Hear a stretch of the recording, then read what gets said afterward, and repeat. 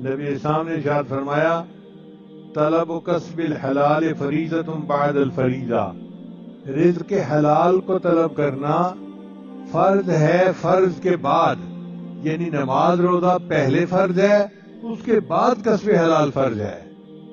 یہ نہیں کہ جی بیوی بچوں کا پیٹ پالنا بھی تو فرض ہے جی اب نمازیں قضا کرتے پھرو، ایسا نہیں کرنا چاہیے۔ تو کمانے میں اعتدال ہونا چاہیے۔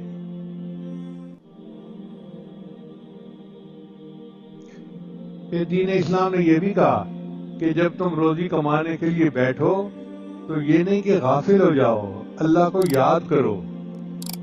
چنانچہ اللہ کو جو پسندیدہ لوگ ہیں ان میں سے وہ بندے ہیں رجال لا تلہیہم تجارت ولا بیع عن ذکر اللہ، میرے وہ بندے جن کو تجارت اور خرید و فروخت یاد سے، اللہ کی یاد سے غافل نہیں کرتی، جو اپنے کاروبار میں بیٹھے ہوئے، دفتر میں بیٹھے ہوئے، دکان پہ بیٹھے ہوئے اپنے دل میں اللہ کو یاد کر رہے ہوتے ہیں، وہ اللہ کے پسندیدہ بندے ہوتے ہیں۔